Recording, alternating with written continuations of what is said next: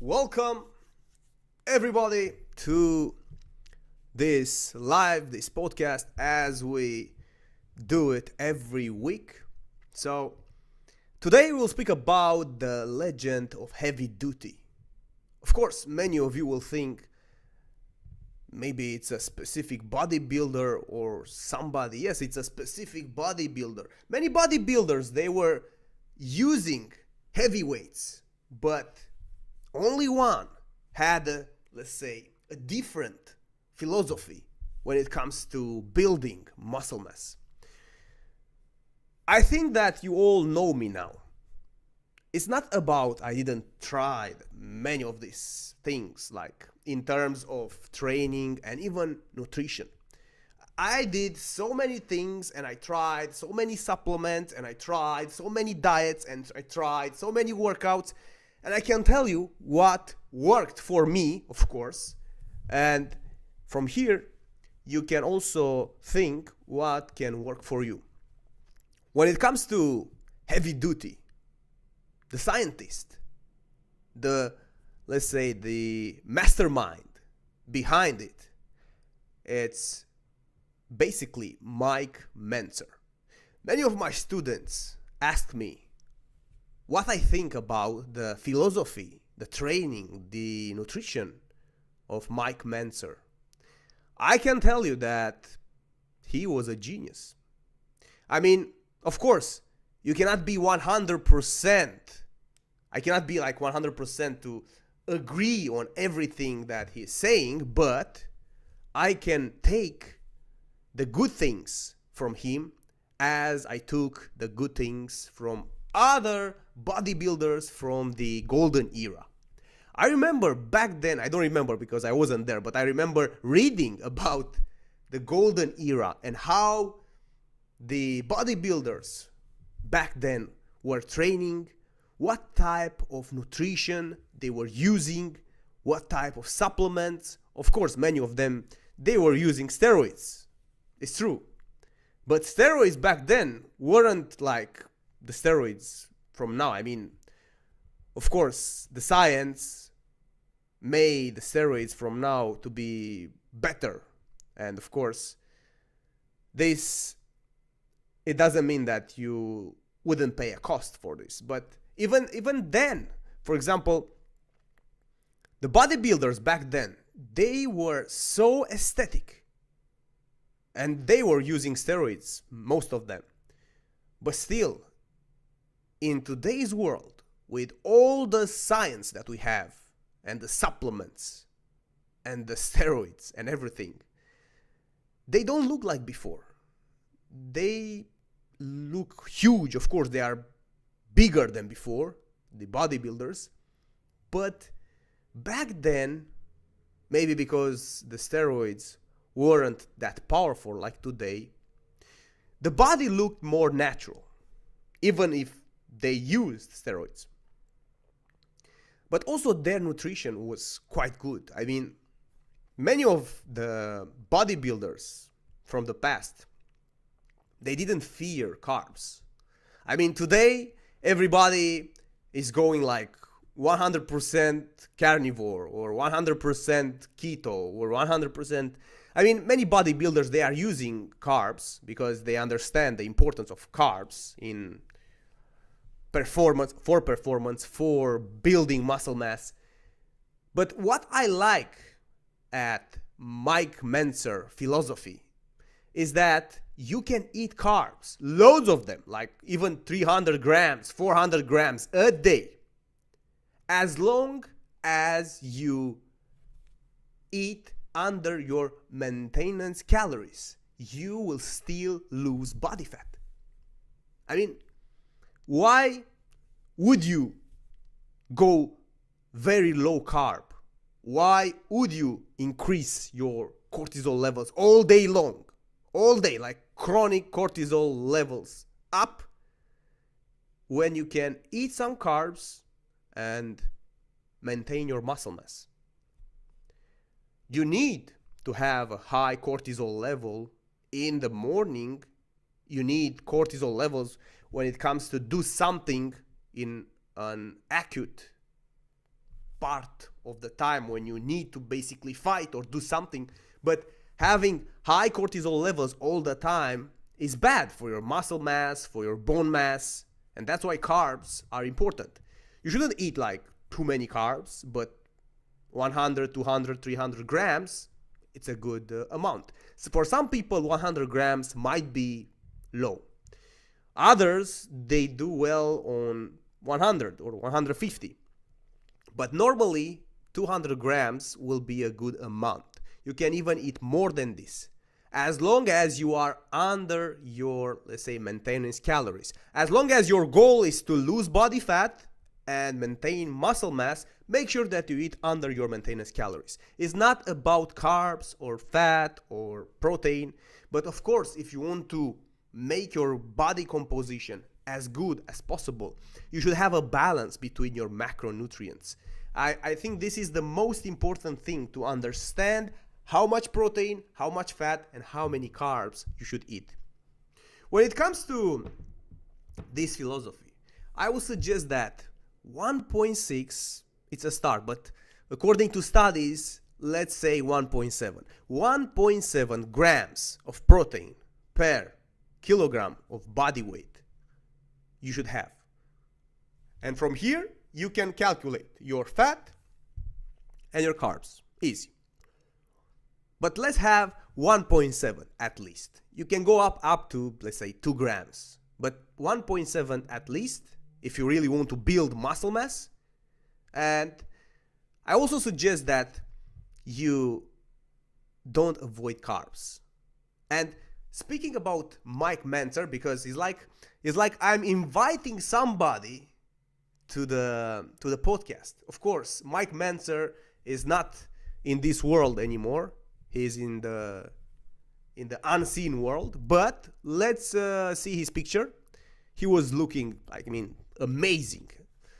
Of course, he was using steroids, but his training methods were different.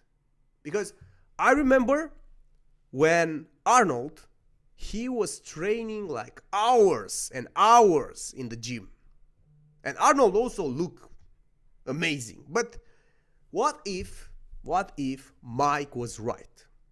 He was making fun of Arnold, telling him that he doesn't have something else to do. That's why he's staying in the gym all day long. He was asking people in the gym, why you train for 4 hours? There's no point. When it comes to bodybuilding, training for 4 hours doesn't make any sense. If you are a fighter and you need to train as much as possible, it's a different thing. As a fighter, it's a different thing. But if you want to increase your muscle mass as much as possible, you should train less. Less doesn't mean that you should train without intensity.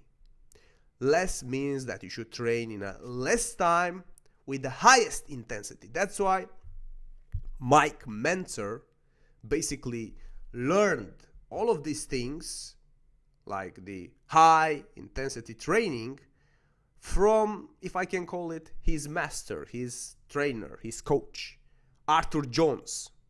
This guy was very smart, because he was basically the inventor of this high intensity training method, and Mike just took it and improved it, if I can tell, if I can say so.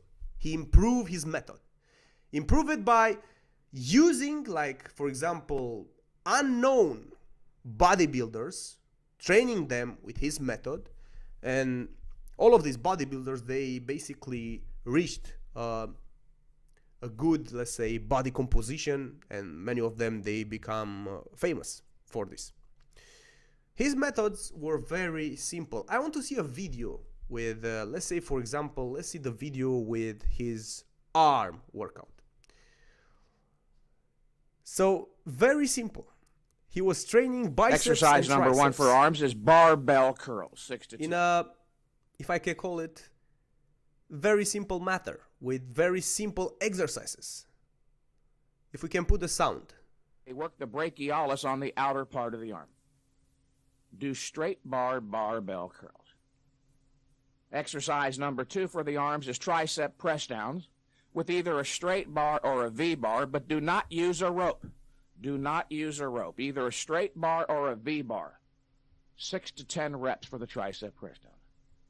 And if a press down machine is not available, perform one set of lying French presses for 6 to 10 reps. Immediately after the press down, in superset fashion, proceed to dips between parallel bars for 3 to 5 reps to failure, 3 to 5. If you can do more than 5 reps with your body weight, then add weight. Did you notice how he is using time under tension? This is how you create intensity in the muscle. You need to do it as slow as possible to increase tension inside the muscles. So basically, he was let's say a fan of 1-2 sets. It's incredible low if you think about it, like doing 2 sets per group per muscle group. It's very low, but if you use intensity, you can make one set last for 1 minute, 1 minute and a half maybe, because you are using intensity for, let's say,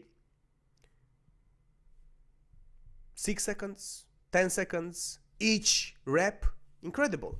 Try and see how your muscles are responding to this.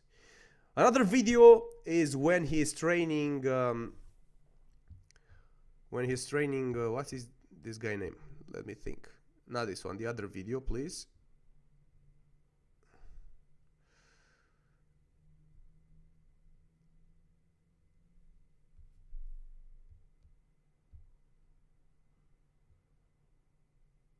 Yeah, Dorian Yates. When he was training Dorian Yates.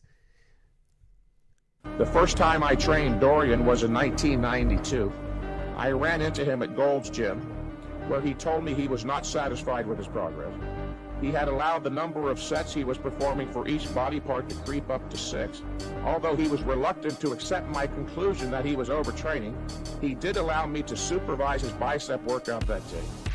The bicep workout consisted of 1 set of Nautilus curls carried to a point of momentary muscular failure, whereupon I helped him in a contracted position and had him hold it there statically for roughly 15 seconds before lowering under strict control.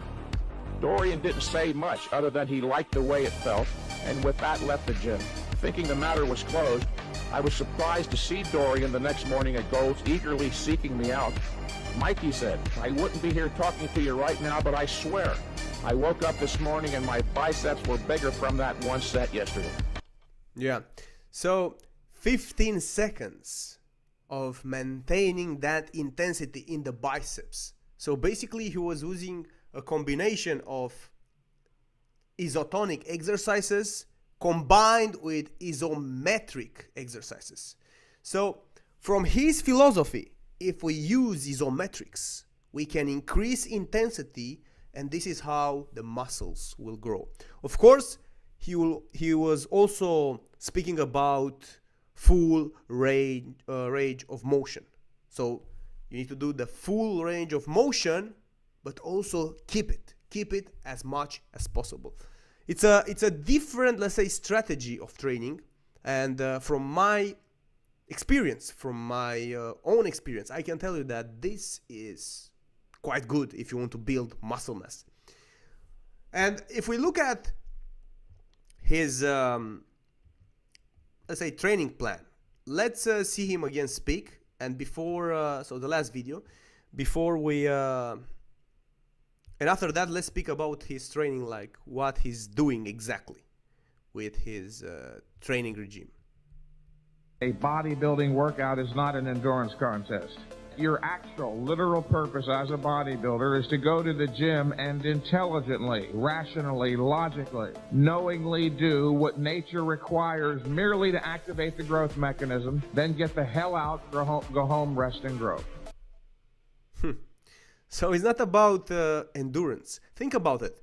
If you look at a sprinter will do 100 meters, 100% intense training, and it's done. If you look at an endurance athlete, that is running like, for example, a marathon runner. He's running like 20, 30, 40 kilometers. He doesn't have a big muscle mass on his body, but if you look at a sprinter, he's huge. He's like a bodybuilder. So what matters most for you to build muscle mass is basically intensity in a short period of time. So his workouts were basically very simple. He was doing, for example, chest and back. 1-2 sets for chest in a specific, let's say, for a specific exercise, like, let's say, incline press, and another exercise for the chest can be bench press or flies or anything like that. 1-2 sets. So a total of 4 sets, maximum 4 sets for the chest muscles. For the back, he was using same thing. 2 exercises, each one of them had 1-2 sets, 6 to 8 reps. This philosophy is remembering me about Vince Gironda, because we spoke about Vince Gironda, and we spoke about his nutrition, let's say, nutrition tips on how to eat raw eggs. I did that for 30 days, eating like 20, 30 eggs, raw eggs a day. Horrible. But guess what? It works. Taking amino acids and raw eggs, sometimes only 10 because you cannot eat that many. It's incredible. You lose body fat and you are basically maintaining and even increasing your muscle mass, but it's too low in carbs, so it's a problem for some people. And of course, in the end, it will all come down to eating less calories than your body needs. So under eating your maintenance calories is the key to lose body fat, because body fat is basically a reserve of energy. So if you are overeating, you are depositing the excess energy. You are depositing in let's say, in the form of fat. But when you undereat, and here's a problem, every time you undereat, you need to make sure that you eat the right foods. So you cannot undereat on a processed diet, because every time you undereat, you can suppress your thyroid function. And every time you undereat, if you are eating seed oils, processed foods, all of these things, you are suppressing your thyroid function, and even you are basically slowing down the, let's say, the transformation of T4 to T3. So you'll have less energy, your mitochondria will not function properly, your inflammation will increase. All of these things are bad for your health, are bad for your body composition. You lose muscle mass, you will lose bone mass. So that's why it's important for you to make sure that you are eating the right foods every time you are dieting. Right foods are pro-metabolic foods. Avoid the bad kind of fat, embrace the good kind of fat. Of course, when I speak about the good kind of fat, will be basically monounsaturated fat, olive oil, avocado oil, or avocados, and also saturated fat like butter, ghee, or even coconut oil. This type of fats. Of course, you can eat some polyunsaturated fats, like, for example, you can eat fish, fatty fish, or even some flaxseed oil. It can help. Don't go for oils like oil and sunflower oil. These kind of oils are bad. And even palm oil is bad, because according to many studies, it can increase the risk of cancer. So palm oil is bad. I remember they use palm oil for many foods, fast foods, and you should avoid it if it's possible. Now, going back to Mike Mentzer. So he was using a simple workout. Chest and back. Another one was basically related to legs. Quadriceps and hamstrings. Another one will be shoulders and arms, and another one will be biceps and triceps. So I was training on his method not necessarily exactly on his method, something like a hybrid, because I was doing more sets. Like I didn't do only 4 sets per muscle group. I was doing around maybe 8 or even 10 sets per muscle group, but I was using this 6 to 10 reps per set because I find it the best for hypertrophy. If you want to increase your muscle mass, you need to use the proper weights. Of course, you can also increase muscle mass if you are doing, let's say, 20, 30, 40 reps, but not as much as you would with, let's say, with 6 to 10 reps.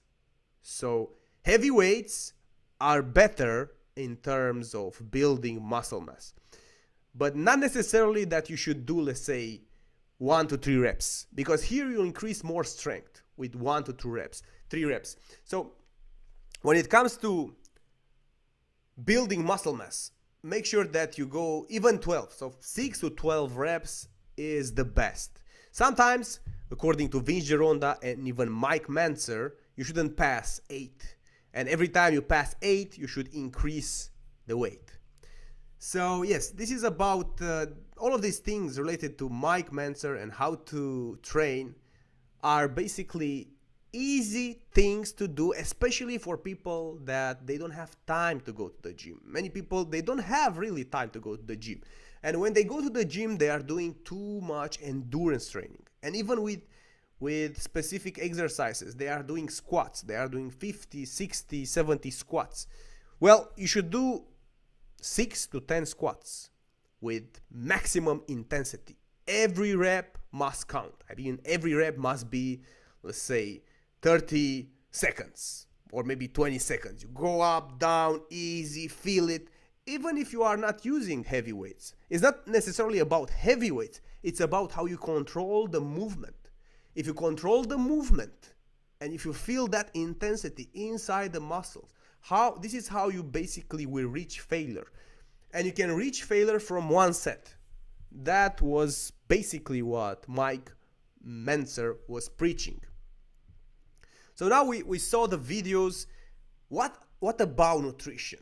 Because when it comes to nutrition, many people, they think that it's all about protein, but it's not. Protein is so important, but also carbs are important.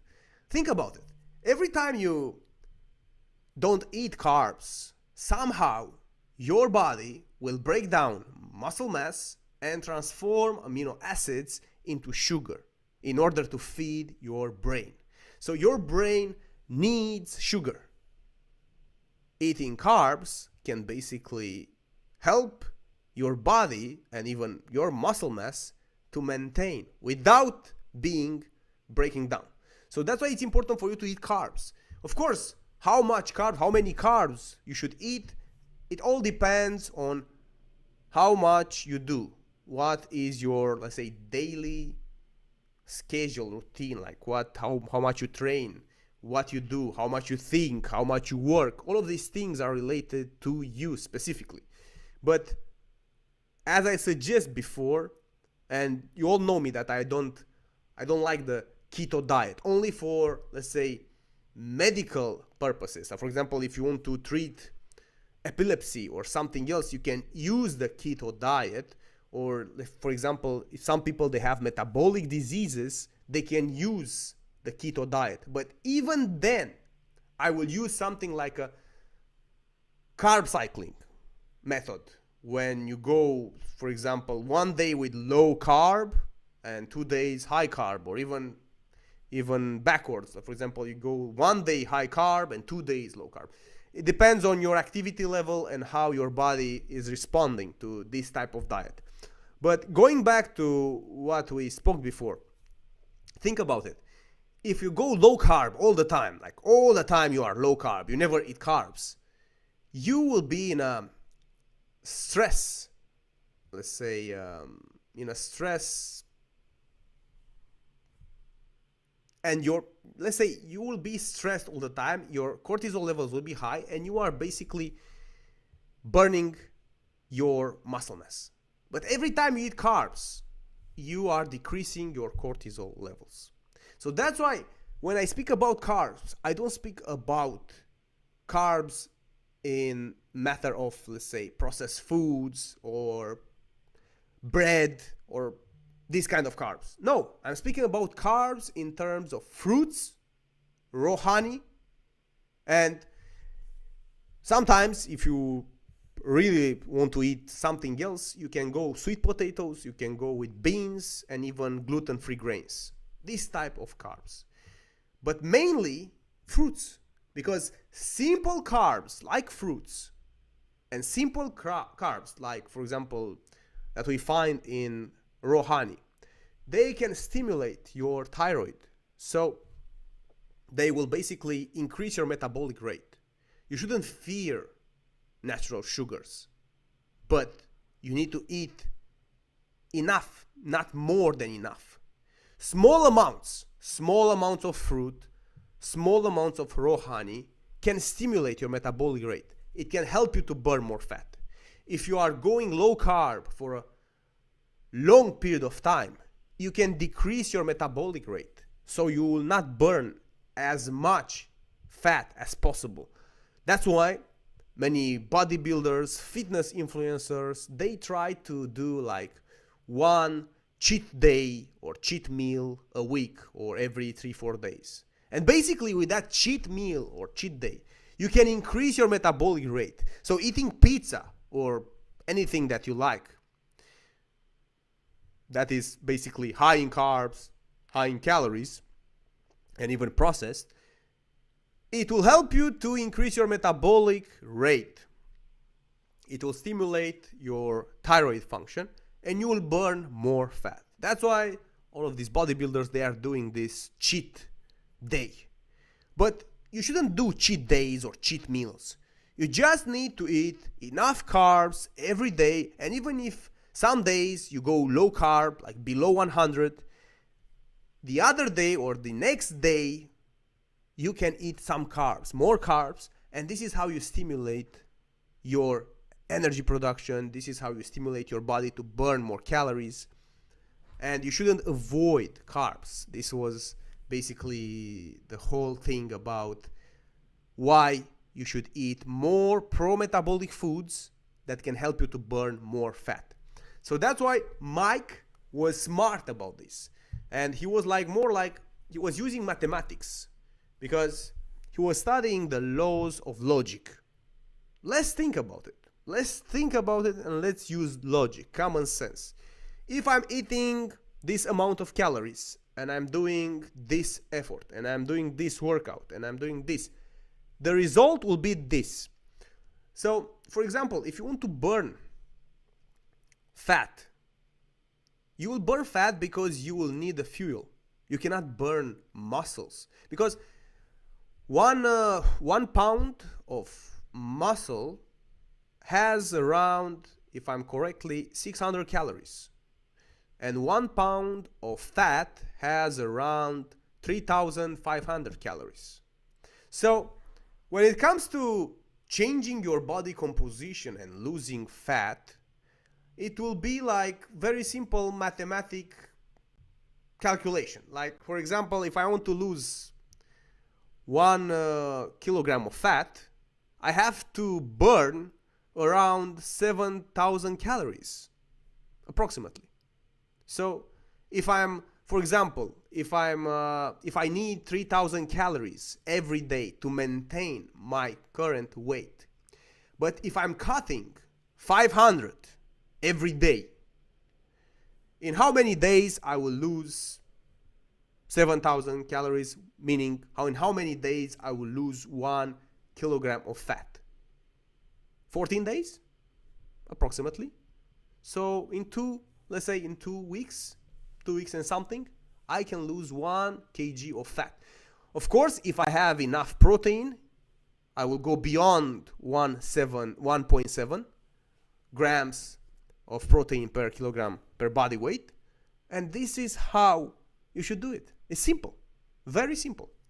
Of course, all of you, if you understand these methods, you don't need to do crazy, let's say, fasting diets, or you shouldn't diet like crazy, because it's not about how much you can resist without food. I was doing all of these things. I know how it works on my body. Maybe your body will respond differently, but my body was going like 100% on burning fat. At some point, your body is getting tired of too much stress by eating only, let's say, 1,000 calories every day.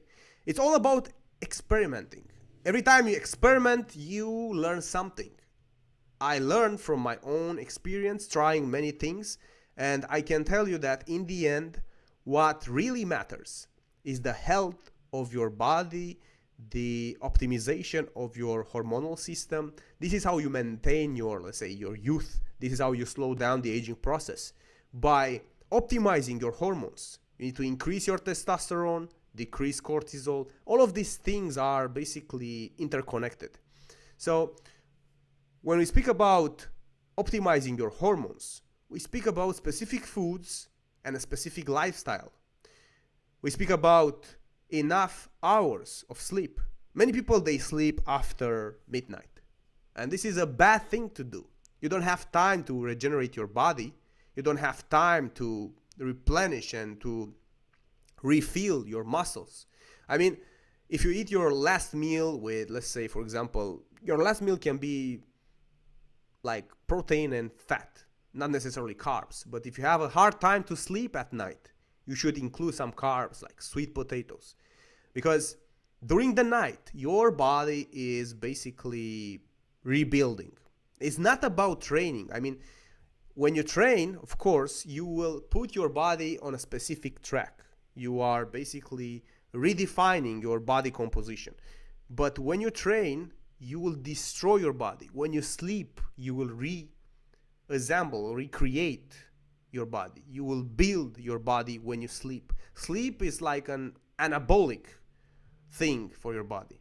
Of course, when you sleep, the more hours you sleep, the last hours of your sleep, they become catabolic. So that's why you need to eat first thing in the morning. But some people, they don't like to eat first thing in the morning. They don't feel good to eat first thing in the morning. So basically, some lemon water first thing in the morning, a coffee with some butter in it, can basically help you to remove, let's say, lower your cortisol levels because of the vitamin C in the lemon.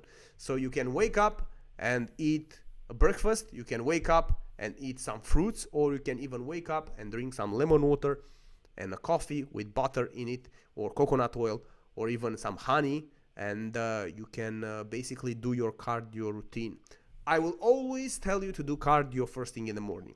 Don't go heavy in the morning. I mean, if you don't have another possibility, yes, you can train with weights in the morning. But if you can train 2 times a day, do a cardio session in the morning and do a strength training in the evening. This will be the best. I mean, the best for a balanced life. And of course, if you want to build as much muscles as possible and at the same time to burn as much fat as possible. Regarding diet, we all know now that it's all about calories in, calories out. But when you make your body as a machine of burning calories, you can even eat more than your maintenance calories. And still, I mean, you will basically push your maintenance calories farther. So you can eat more at the same time to burn body fat.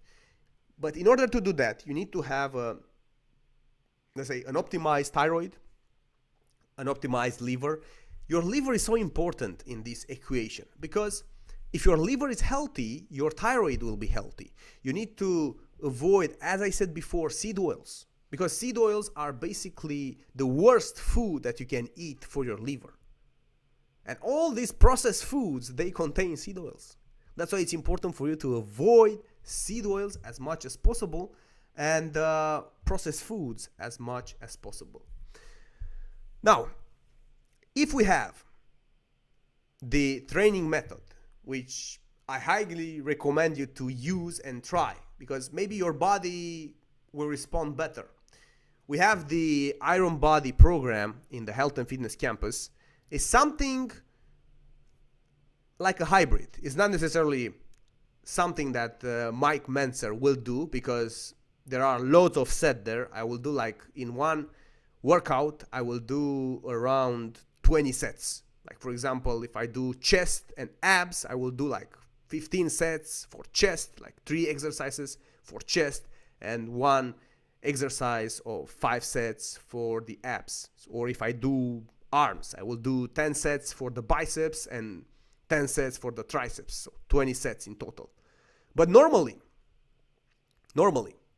you can also do like 5 sets and 5 sets, and that's it. Like 5 sets for the biceps, 5 sets for the triceps, maximum intensity in a short period of time, and you can still grow huge muscles. I mean, if you do it right, this will be the best. If you do it right, this will be the best. And after that, you should eat a high protein, high carb meal, because carbs are needed for the, let's say, activation of insulin, which will transport amino acids from the protein into your muscles. This is how you build muscle. This is how you recover after a training session. So doing all of these things and having a healthy lifestyle, as we spoke before about sleep, but it's not only sleep. It's also about what you do during the day. Because if you sit all day long, like 8 to 10 hours on your computer, it's not necessarily a good thing to do. So every 30 minutes, 40 minutes, get up, do some squats, do something like squats in just like simple things. Like for example, you can do 20, 30 squats. Not necessarily you should do like a workout. Move your body. In the end, you need to move your body for every 30, 40 minutes, because we weren't meant to stay or to sit like this. We were meant to move. So moving your body is the most important thing when it comes to helping your body to detox, helping your body to move the chi throughout the body, which will basically benefit your cells, will benefit your mind, your brain, your focus will get better, especially when you work on a specific task, on specific things. It's very important for you to move. And you can help your body with supplements. So Mike was a big fan of specific supplements, but mainly amino acids, protein, of course, these kind of supplements. Back then, there weren't many supplements like today. Today we have like everything that you think about. But back then, amino acids were the main thing that they used. And of course, amino acids are basically very good, because in the end, you don't need to break down protein to extract the amino acids. You just use the amino acids. And many people think that it's all about amino acids, but guess what? You need cofactors. Vitamins, minerals, they basically help with the assimilation of the amino acids. They help the body to assimilate faster. They help the body to function properly, to optimize the functions of the body. That's why FIREBLOOD has amino acids, but also has vitamins and minerals. So in the end, it's all about how to use knowledge for your own benefit. So I always say that it's very important for you to optimize your health besides optimizing your body composition, because it's not only about looking good. Because if you are using the substances that many people they are using today to look good only, you can look good, but if we think in long term, what is more important, to look good now or to look good all your life and to be healthy at the same time and to have this, let's say, progress in your life? Not only in terms of health and fitness, progress in everything in your life. But in order to have progress in your life, you need to have a good health. You need to maintain a good health, because this is how you increase the quality of your life. So if you increase the quality of your life, you will also increase how you think. And good ideas will come to you that you can use. And that's why I'm also promoting the pro-metabolic diet or pro-metabolic foods, because you will live in an energy abundance in your body. I mean, you will have these loads and loads of energy that you can use to create abundance in your life. And I will always say this because many people, they try to use, and even now, I remember now the last video that I posted in the socials and was about Diet Coke. Many people, they try to drink Diet Coke in order to get less calories, and I was speaking about why you shouldn't use artificial sweeteners. They are bad. And unfortunately, many of these brands of protein and supplements, they are using artificial sweeteners. First of all, because they are low in calories. Second of all, because they will basically help the client to drink their product. Because many people, they like to drink sweet things, and of course, it's not necessarily a bad thing to eat or to drink sweet things.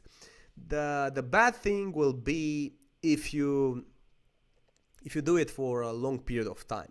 I mean, there are many studies, some of them on animals, on rats, on things like that, but there are some studies on humans, and they are controversial. And some people, they will say that Diet Coke is good because maybe they like it, or maybe they have some results with it. Others, they will choose to drink water or fresh juice or orange juice. It all comes down to calories. I mean, if you are drinking Diet Coke, you have more space to eat more, or you have more space to drink other things. If you are drinking orange juice or something related to, let's say, a drink with sugar, you will have less space technically to eat more foods. So you'll basically eat less foods because you are drinking orange juice. But in the end, what is better for health? Artificial sweeteners or sugars? And even, for example, of course, natural sugars are better, but even table sugar might be better than artificial sweeteners. I mean, we can all discuss and talk about this all day long, and you will come with some studies, I will come with other studies, we can battle and we can do all of these things. But in the end, it's all a matter of experience, and you should experiment on your own, let's say, body and see how it goes. I did this, I experiment with all of these things. I can tell you that your digestion can be bad if you eat too many artificial sweeteners. And I'm not telling you because I did it, because I basically didn't eat too many artificial sweeteners. Only once I did a protein shake. I mean, I drink that protein shake for 30 days, and it had artificial sweeteners. And from my experience, I can tell you that it can play with your microbiome somehow. You can feel it if you are sensitive to it. Let's say my mentor, because I also learned all of these things from somebody, he was like hard on all of these things like protein and this. He's old. He's like more than 65 years old now. He was like a pro bodybuilder competitor. He was doing all of these things all his life. So basically, in the end, he came with a conclusion that his digestion was bad because he was eating too many artificial sweeteners, not necessarily from Diet Coke, but from protein that has artificial sweeteners.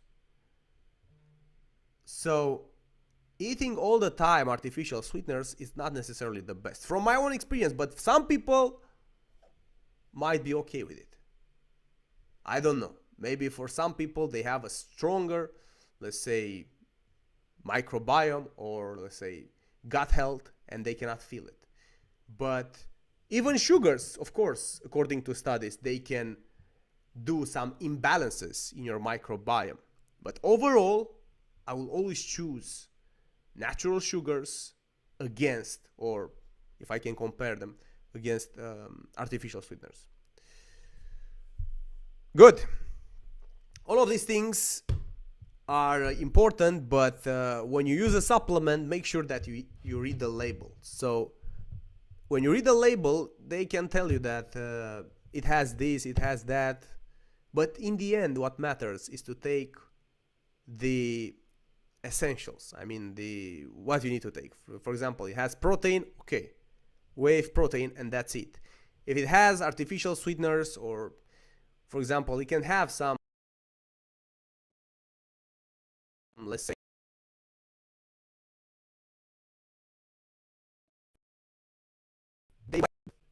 sometimes they are bad. So it's all about your body, how you experiment, and how you basically learn from your own experience will lead you to a conclusion in the end. So if you want to try artificial sweeteners, go for it. Don't listen to me. I'm just speaking from my own experience and from my own, let's say, research. But if you want to do it, do it. And also with this Mike Mentzer philosophy, it's also important for you to understand if it's good for you or it's bad for you. In the end, it's all about experiencing it. It's all about doing it and see how it goes.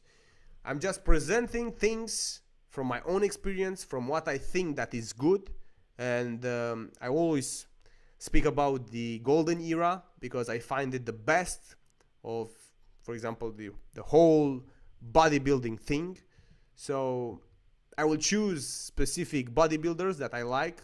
I like how they train, I like how they eat, I like the results of what they had, and basically in the end, it's all about you, what you choose to do with your own life, with your body, and with your, let's say, lifestyle.